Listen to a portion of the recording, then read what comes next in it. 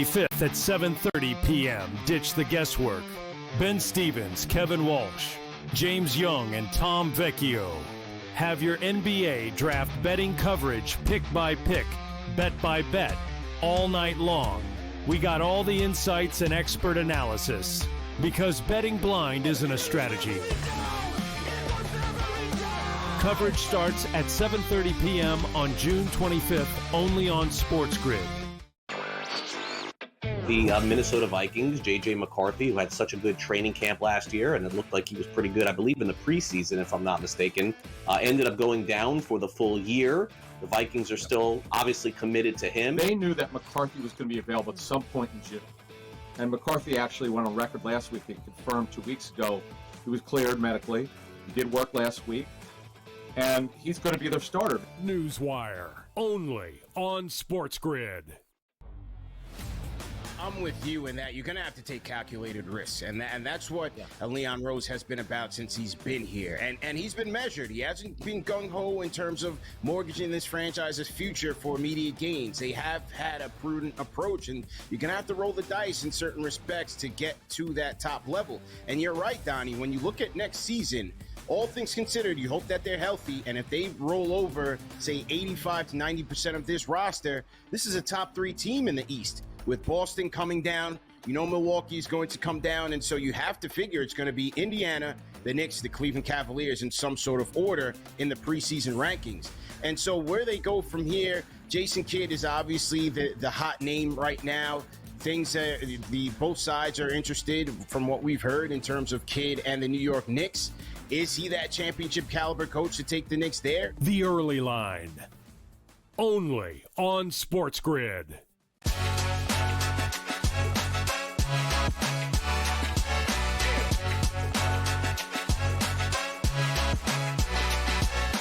We go inside the Red Sox front office drama that led to Rafael Devers getting traded, plus PGA Commissioner Jay Monahan to leave the tour next year as Roger Goodell's rumored successor officially named the tour's new CEO. Hi, everyone, and welcome to Front Office Sports Today from FOS Studios in New York City. I'm Baker Machado. And I'm Renee Washington, and thank you guys so much for joining us. Each and every weekday, we're chatting the biggest stories happening around the business and culture of sports. We also have former NFL Pro Bowler Teron Armstead joining us in studio, talking about why he walked away from football and his new YouTube channel. But first, let's dive right into the shoot-around. Yeah, and let's start in the NBA, Renee. The Thunder just one win away from clinching their first ever NBA title. And while finals ratings continue to climb, with last Friday's Game 4 delivering a series-high 9.4 million viewers on ABC, viewership is still down 20% from last year. Also, if you watch Game 5, you notice ABC aired player introductions of the starting lineups for the very first time since 2013.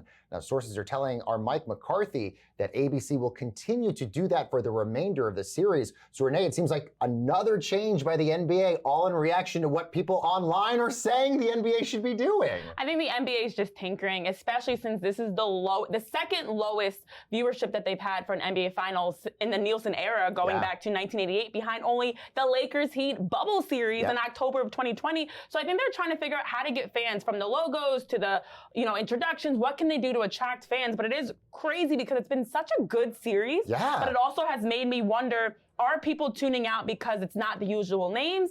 They're maybe watching on streaming services. What is causing this massive decline, especially when you look in comparison to last year? As you mentioned, an average of 9.07 million viewers tuning in is a massive decline. So I'm interested to see what the numbers are, especially after Jalen Williams and SGA's incredible Game 5 holding Tyrese Halliburton to 0 field goals. If Game 5 maybe was another massive 71 points between those two, and it seems like Adam Silver is listening to the criticism because he mentions the social media chatter a lot, almost every week it sounds like. Meanwhile, the ratings continue to plummet for the Stanley Cup Finals, at least here in the U.S., where Florida can wrap up a championship repeat tonight. Through just 4 games, the series is averaging barely 2.5 million viewers a night, and that's down 25% from last year, and that's the lowest viewed Cup Finals outside of COVID since 2008. But Renee, adding more insult to this, Stanley Cup ratings are actually up 2% in Canada. Yeah, and some have called this the best Stanley Cup Final that they've seen ever. I mean, 39 goals between the first 5 games is actually a high since 2010.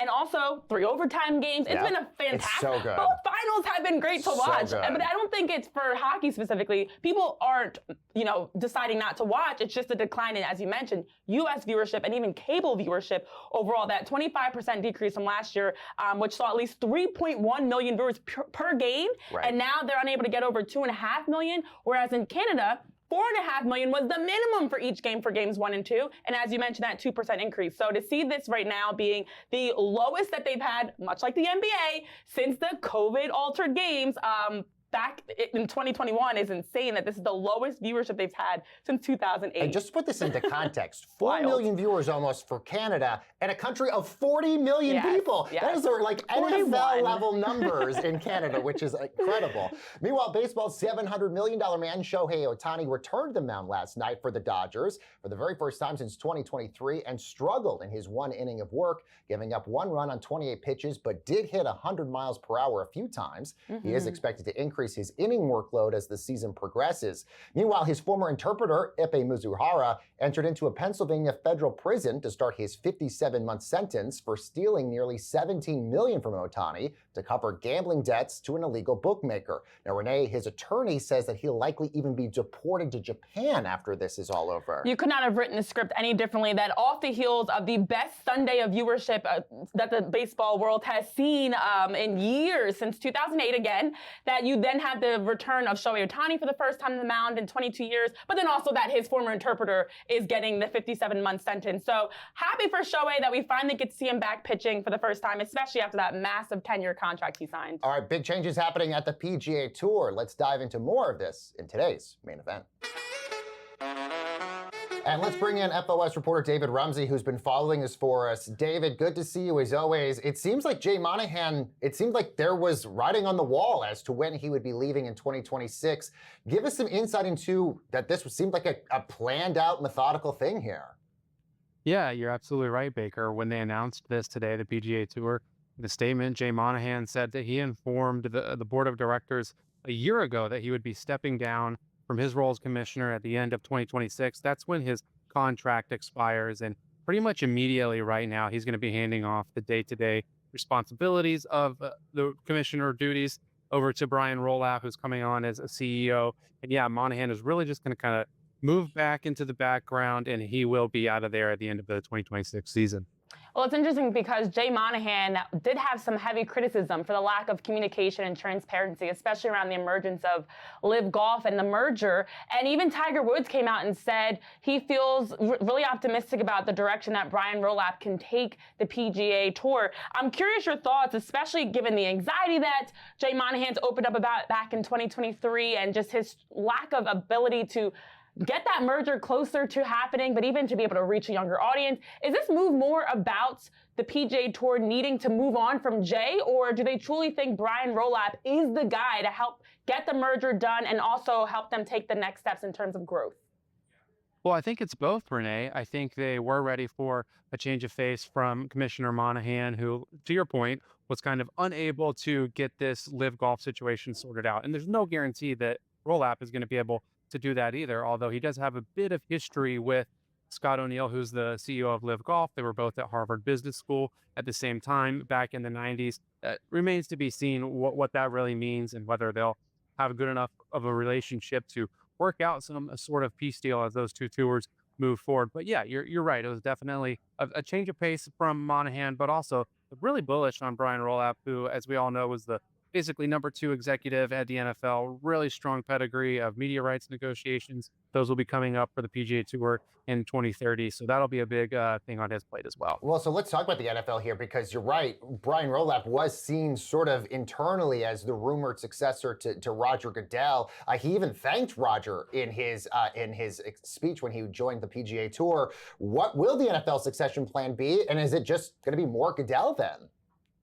Yeah, so Goodell does not seem like he's going anywhere right now. I think he's 66 years old, and he has a contract through 2027, probably extending that probably to 2030 when the NFL is going to be negotiating yet another set of media rights deals, figure out another CBA with the NFL Players Association. So I think Goodell's going to be there for a while, and there are some maybe rumors out there that maybe Rolapp would want to come back as commissioner, spend a few years running the PGA Tour, and then if and when Goodell ever decides to hang up the cleats, so to speak, could Rolapp come back in after serving as the de facto commissioner of the PGA Tour? And he kind of addressed that today at the Travelers Championship when he was speaking with the media after being introduced. And he said a lot of people are speculating and focus on who the next commissioner of the NFL is going to be. He's not one of them. He's not worried about it. He's happy with the job that he has. And he said that, he's been in his position for a long time, and unique opportunities like this PGA Tour CEO role don't come around very often. So he was excited to take it.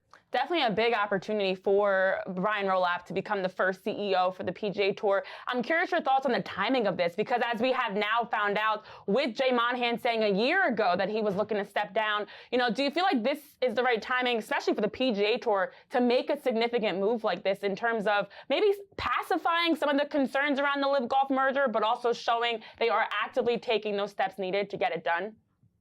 I think it is. I mean, there's so many layers to the PGA Tour versus LIV Golf deal. You go back to when it launched, and you had Greg Norman leading LIV Golf and Jay Monahan leading the PGA Tour, and they did not get along. They were never going to get a deal done. Eventually, Greg Norman got pushed out of LIV, and now Monahan is, for the lack of better terms, getting pushed out of the PGA Tour, even if he was maybe ready to be done. So I think fresh faces, O'Neill at LIV, Rolapp at the PGA Tour. Then, of course, you have the Public Investment Fund of Saudi Arabia, who has a big say, as they are the investors in LIV Golf and potentially soon to be investors in the PGA Tour. So yeah, fresh faces, I think, can be great for everybody involved. All right, FOS reporter David Rumsey. David, thank you so much. And coming up next, everyone, here on Front Office Sports Today, former NFL Pro Bowler Teron Armstead joins me and Renee in studio to talk about his new YouTube channel, plus the knee injury he dealt with for over 10 years. That's coming up next. Don't go anywhere.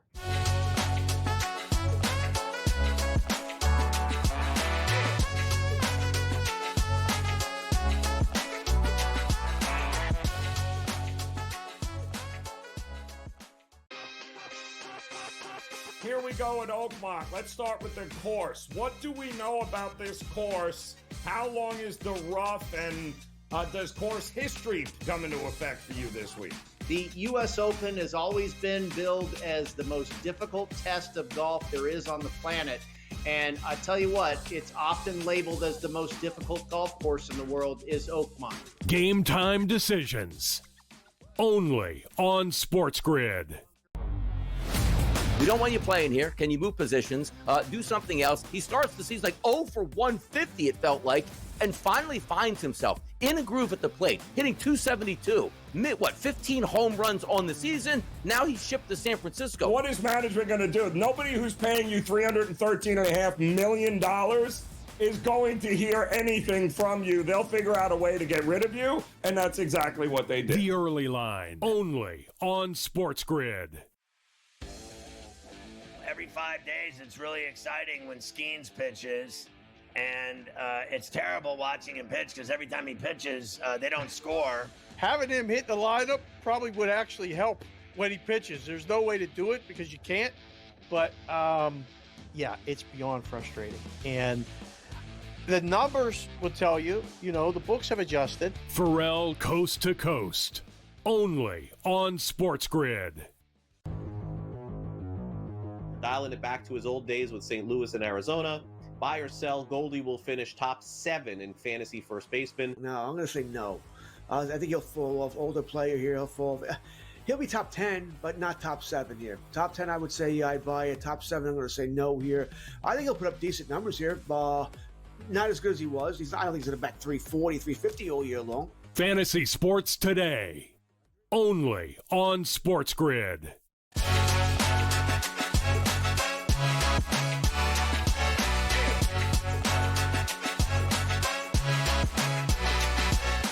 And welcome back, everyone, to Front Office Sports Today with Renee. I'm Baker, and our next guest played 12 seasons in the NFL as an offensive tackle for both the Saints and the Dolphins, and he's now documenting his life in the NFL and off the field on his new YouTube channel. So please, everyone, welcome Teron Armstead joining us. Teron, thank you so much for joining us. Of course. Thanks for having me. So we'll get to the YouTube channel here in just a little bit, but I want to talk a little bit about your injury past, because some of the comments you've made have really been taking a lot of notice in terms of how much you had to deal with injuries during your playing career. You've said that you had a knee injury in 2015 that really hurt you for years. Talk about that to the point where you were barely able to practice for most of your NFL career. Yeah, no, that was It's been the biggest knock of my career, the injuries. Anytime someone bring up Teron Armstead, they always had to put the if he's healthy, or if he's out there. You know what I mean? It was never a question about my ability or my play.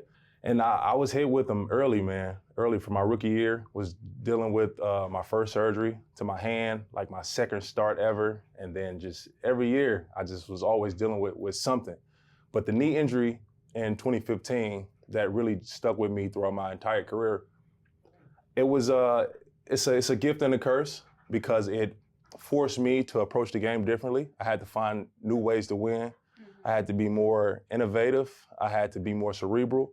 My technique had to be on point because I came in the game one way, super athletic, fastest 40 time ever. I know you guys know that. Oh, yeah. So I came in the game using my quickness and speed, and I had to quickly evolve into using technique and playing chess because I was limited physically. I've had times in season, weeks in a row, where I would be on crutches from Sunday after the game to Wednesday, Thursday, and I would get in the pool, walk in the pool, that was it. And literally would not put cleats on until Sunday. Wow. And then after the game, my crutches would be in the locker. Wow. And the crazy thing is you're only 33 years young, you know, and you're talking about stepping away because you were for days unable to walk. The reality, as the league has been looking to expand globally with the largest ever international slate of games, potentially adding another game, as someone that's played in it for so many years and dealt with the hardships of the recovery, how much do you think it's really practical for the league to continue to expand like this? It's tough. And it's great that you presented the question because I would love for the league to pay attention to that and listen to the players because it is a lot of opportunity. It's a huge opportunity to bring viewership. NBA and basketball is a more global game than our game. We have an American sport. And I think the interest is there across the world. It is. But the physicality and what it does to a player that plays the game at a high level and being extremely physical, you know, emptying the tank every Sunday, it's hard. Recovery is tough. This will forever be a violent sport. It will forever be a physical sport. So you can't remove that physicality from the game and still call it football. So it still exists if you want the same product on the field.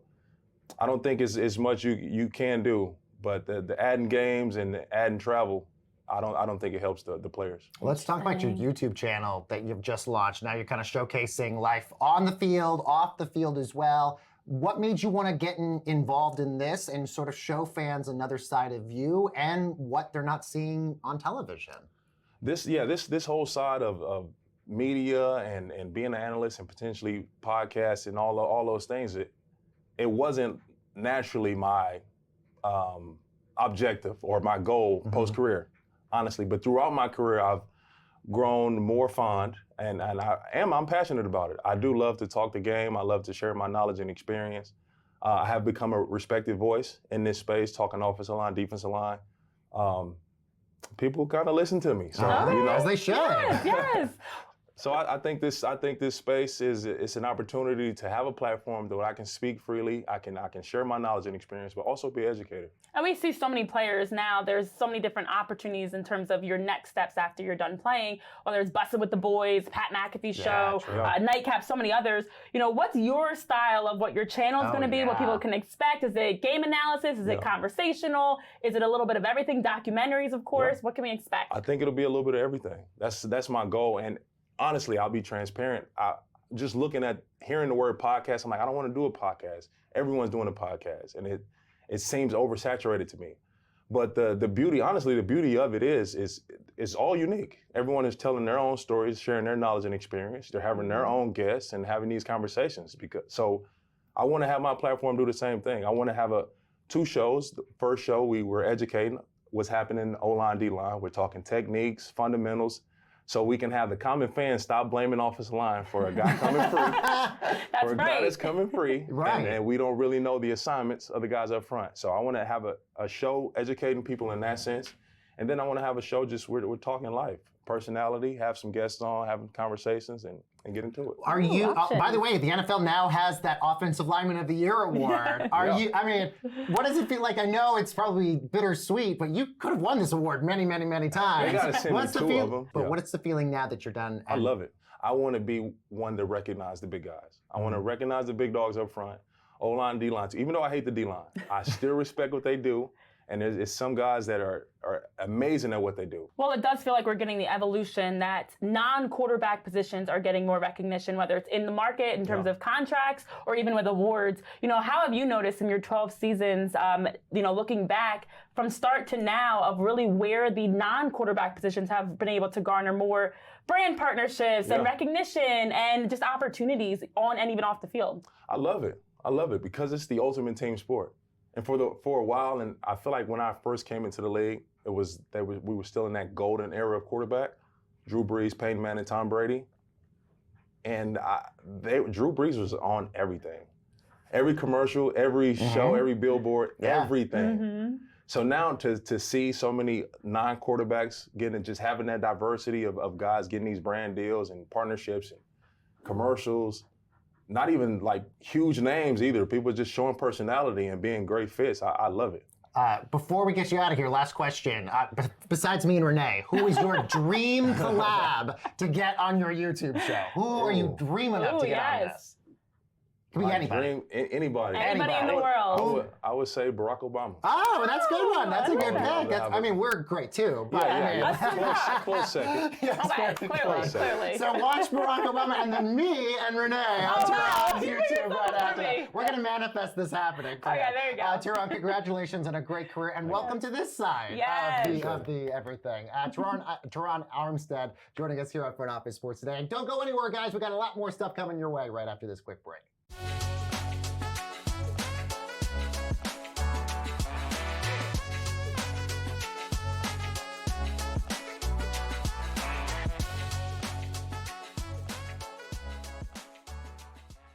On June 25th at 7:30 p.m., ditch the guesswork. Ben Stevens, Kevin Walsh, James Young, and Tom Vecchio have your NBA draft betting coverage pick by pick, bet by bet, all night long. We got all the insights and expert analysis because betting blind isn't a strategy. Coverage starts at 7:30 p.m. on June 25th, only on SportsGrid. Have awoken. Maybe they are the best team out in the West because a rooting interest for me, Tom, always the Mariners. Hey, they're finally getting the hitting back, but now that's starting to slide. We can make the case for the Rangers. They showed some things. A team that the Rangers, you and I were both very high on coming into the season. They make a shot for the wild card. But I do think it's going to be a two-team race between the Astros and the Mariners, and that's really about it. Yeah, it's a shame. Pro Baseball Today, only on SportsGrid. Does a guy like Giannis fit onto that roster if you can make some of those changes? I just don't see a KD pursuit as being realistic for the Knicks. But hey, if they can pull a rabbit out of a hat, as Leon Rose oftentimes can, I'd go after Giannis in a heartbeat. It's just, what type of package could they entice for the Milwaukee Bucks? And is it a 3 or 4 team trade? It gets a little bit tricky in that regard. You see the Knicks there with a plus 340 price. The Early Line, only on SportsGrid.